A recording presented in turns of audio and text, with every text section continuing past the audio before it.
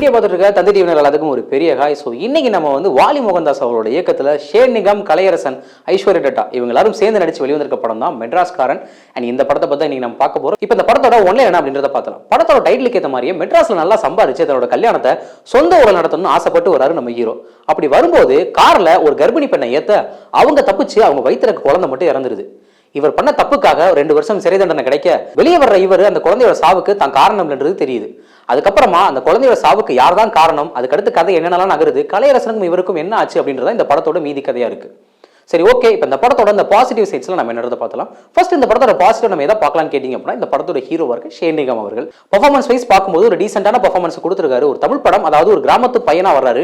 அப்படி அவர் எல்லா இடத்துலயுமே வந்து பாத்தீங்க அப்படின்னா ரொம்ப சூப்பரா ரொம்ப அழகா பண்ணிடுறாரு. அங்கங்க கொஞ்சம் எமோஷனல் சீன்ஸ் நடிக்க கஷ்டப்படுறாரு. ஆனா மற்ற இடங்கள் எல்லாத்துலயுமே கம்ப்ளீட் ஓவராலா பார்க்கும்போது பெர்ஃபார்மன்ஸ் வைஸ் ஒரு டீசென்ட்டான பெர்ஃபார்மன்ஸ் கொடுத்துருக்காருன்னே சொல்லலாம். அண்ட் அதுக்கப்புறமா கலையரசன் மற்ற படங்கள் எல்லாம் ஈஸியா போட்டு தள்ளிடுங்களே, இந்த படத்துல கொஞ்சம் நல்லா ஸ்ட்ராங்கான ரோலா இருக்குமான்னு கேட்டீங்க அப்படின்னா, இந்த படத்துல அவர் கொஞ்சம் ஸ்ட்ராங்கான பேர் சொல்லும் ரோலா இருக்குன்னே சொல்லலாம்.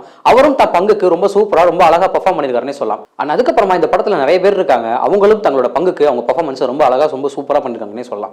ஆனா அதுக்கடுத்ததா இந்த படத்தோட ஸ்கிரீன் பிளே நம்ம கண்டிப்பா சொல்லி ஆகணும். ஒரு 2 மணி நேரம் ஸ்கிரீன் பிளே தான் ஓரளவுக்கு கொஞ்சம் எங்கேஜிங்கா இருக்கான்னு கேட்டீங்க அப்படின்னா கொஞ்சம் எங்கேஜிங்கா இருக்குன்னே சொல்லலாம். சரி, ஓகே. இதுக்கு அடுத்த பாசிட்டிவ் நம்ம எதை பார்க்கலாம்னு கேட்டீங்கன்னா, இந்த படத்தோட மியூசிக் சாம் சிஎஸ் அவர்கள் ஒரு உயிரோட்டம் உள்ள மியூசிக் ரொம்ப சூப்பரா ரொம்ப அழகா ஒரு அண்டர் ரேட்டட் மியூசிக் டைரக்டர் அப்படின்றத ஒவ்வொரு படத்துலயுமே ப்ரூவ் பண்ணிட்டு இருக்காரு. அப்படி இந்த படத்துலயுமே வந்து பாத்தீங்க அப்படின்னா மொத்த படத்தையுமே ஒரு பில்லர் மாதிரி அவர் தான் இருந்து வேலை பார்த்திருக்காரு அப்படின்னு சொல்லலாம். ரொம்ப அழகா ரொம்ப சூப்பரா கொடுத்திருக்காரு.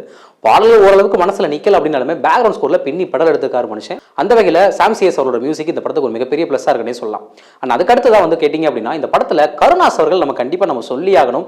என்ன மாதிரியான ஒரு சப்போர்ட்டிங் கேரக்டர் ரொம்ப சூப்பரா, நீ வர்றியா, நான் வரேன், உனக்காக வரேன், நீ போன்னு சொல்றியா, நான் போறேன், அவ்வளவுதான், என்ன பண்ணணும், உனக்கு என்னனாலும் நான் பண்றேன் அப்படின்ற மாதிரி இடத்துல ரொம்ப சூப்பரா ஒரு சப்போர்ட்டிங் ஆக்டரா எந்த அளவுக்கு ஸ்ட்ராங்கா ஒரு பில்லரா ஹீரோக்கு இருக்க முடியுமோ அந்த அளவுக்கு இருக்காருன்னு சொல்லலாம். ஆக்டிங் வைஸாவும் அவரோட பெர்ஃபார்மன்ஸ் நமக்கு தெரியும் எப்படி பின்னி படல் இருப்பாரு அப்படின்னு சொல்லிட்டு அவரோட பெர்ஃபார்மன்ஸ் இந்த படத்துக்கு ஒரு மிகப்பெரிய பிளஸ் ஆகுன்னே சொல்லலாம். சரி, அதுக்கு அடுத்ததான் நம்ம பாசிட்டிவா நம்ம எதை பார்க்கலாம்னு கேட்டீங்க அப்படின்னா, இந்த படத்தோட டெக்னிக்கல் ஒர்க்கை நம்ம கண்டிப்பா சொல்லலாம். ஒரு டீசென்ட்டான டெக்னிக்கல் ஒர்க்னு சொல்லலாம். கேமரா இருக்கட்டும் சரி, ஒரு எடிட்டிங்கா இருக்கட்டும் சரி, பார்க்கறதுக்கு கொஞ்சம் எங்கேஜிங்கா ஒரு ஆடியன்ஸ்க்கு என்ன தேவையோ அதற்கான பல்ஸை பிடிச்சி அதுக்கேற்ற மாதிரியான கட்ஸ் வச்சிருக்காங்க எடிட்டிங்ல. ஆல்சோ கேமரா ஒர்க்குமே ரொம்ப ஆகா ஓடுற மாதிரியான ட்ரிக்கியான ஷாட்ஸ் இல்லாம ரொம்ப டீசென்ட்டான ஒர்க்கை கொடுத்துருக்காங்க. ஒரு ஊர்ல என்ன மாதிரியான விஷயங்கள் நடக்கும், அதை சுத்தி என்ன மாதிரியான விஷயங்கள்லாம் நடக்குது அப்படின்றத கரெக்டாக கேப்சர் பண்ணியிருக்காங்க அப்படின்னே சொல்லலாம். சரி, ஓகே. இவ்வளவு விஷயங்கள் பேசியாச்சு. அதுக்கப்புறமா நெகட்டிவ் நம்ம கண்டிப்பா சொல்லி ஆகணும். படத்துல நெகட்டிவ் அப்படின்றது ஏகப்பட்ட விஷயங்கள் இருக்கு.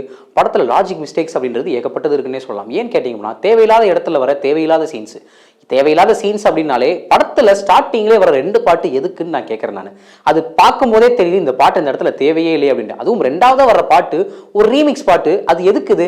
ஷேன் நிகம் அவர்கள் அவர் டான்ஸ் ஆடுறதுக்காக ஏதோ பாட்டை அந்த இடத்துல இன்ஜஸ்ட் பண்ணணுமே அப்படின்னு சொல்லி வச்ச மாதிரி இந்த பாட்டு இருக்கு அப்படின்னே சொல்லலாம்.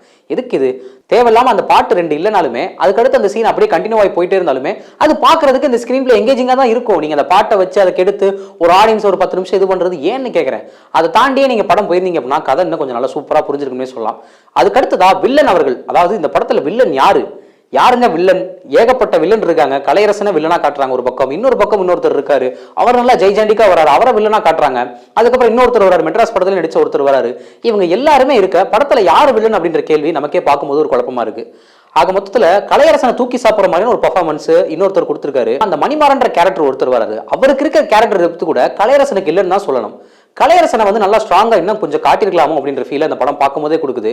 அவருக்கு நல்லா பில்டப்பா இருக்கட்டும் சரி, அவருக்கு ஒரு சீனா இருக்கட்டும் சரி, அவருக்கு ஒரு மாதிரி ஜெய்ஜாண்டிக்கா அவர் வந்து அவர் ஆட்களோட இருக்கிற ஒரு சில சீன்ஸை வச்சிருக்காங்களே தாண்டி கலையரசனுக்கு ஏன் வந்து இன்னமும் இந்த மாதிரியான சீன்ஸை கொடுக்குறாங்க அப்படின்றத நமக்கு ஒரு மிகப்பெரிய புரியாத புதிராவே இருக்குன்னே சொல்லலாம். ஏன் கேட்டீங்க அப்படின்னா, அவருக்கு உண்டான டெப்த் ஒரு 2 கொலை பண்ணிட்டாரா நமக்கு பயம் வந்துருமா? ஸ்டார்டிங்ல ஒரு சீன் வச்சிருப்பாங்க, அது பார்க்கறதுக்கு பயமா இருக்கான்னு கேட்டீங்கன்னா ரொம்ப பெருசா இல்ல, டே என்னடா இது இப்படின்ற மாதிரியான ஒரு ஃபீல் தான் இந்த படம் பார்க்கும்போதே கொடுக்குது அப்படின்னே சொல்லலாம். அதுக்கடுத்துதான் ஐஸ்வர்யா டட்டா அவர்கள் இருக்காங்க. அவங்களும் அவங்க பங்குக்கு ஒரு பெர்ஃபார்மன்ஸ் பண்ணிருக்காங்களான்னு கேட்டீங்கன்னா பண்ணிருக்காங்க. இருந்தாலுமே அவங்களோட போர்ஷன்ஸ் ரொம்ப கம்மியா இருக்கு. இவங்க இன்னும் கொஞ்சம் நல்லா யூஸ் பண்ணிருக்கலாமே அப்படின்ற ஒரு ஃபீல் அந்த படம் பார்க்கும்போதே கொடுக்குது. ஆனா அதுக்கடுத்ததா பாண்டியராஜ் அவர்கள் சொல்லி ஆகணும். அவரு என்ன மாதிரியான ஒரு பெர்ஃபார்மர் ஆர்டிஸ்ட் அப்படின்றது நமக்கு தெரியும். அவரையுமே கொஞ்சம் ப்ராப்பரா யூஸ் பண்ணலையா அப்படின்ற மாதிரியான சீனை வந்து படம் பார்க்கும்போதே உங்களுக்கு கொடுத்தது. ஏன் கேட்டீங்க அப்படின்னா, படத்துல அவருக்கு நிறைய விதமான டயலாக்ஸ் கொடுக்கவே இல்லை. சும்மா வராரு, சைலண்டா பேசுறாரு, ஒரு 2-3 இடத்துல தான் அவர் டயலாகே பேசுறாரு, மற்ற எல்லா இடத்துலயுமே சைலண்டா இருக்காரு, சிரிக்கிறாரு, போறாரு, அவ்வளவுதான் அவரோட வேலையே அப்படின்ற மாதிரியான ஒரு ஃபீல் இந்த படம் பார்க்கும்போதே கொடுத்துருன்னு சொல்லலாம். மொத்தத்துல இந்த மெட்ராஸ்காரன் இந்த பொங்கல் ரேஸ்ல ஜெயிச்சா இல்லையான்னு கேட்டீங்க அப்படின்னா கொஞ்சம் சறுக்கிருச்சுன்னு தான் சொல்லலாம். சரி, ஓகே. இப்போ இந்த வீடியோ நான் இதோட முடிச்சுக்கிறேன். மீண்டும் இதே மாதிரி வேறொரு படத்தில் உங்களை சந்திக்கும் வரை அதுவரை உங்களிடம் விடைபெறுவது உங்கள் பிரசன்னா. செய்திகளை உடனுக்குடன் தெரிந்து கொள்ள உடனே சப்ஸ்கிரைப் பண்ணுங்க.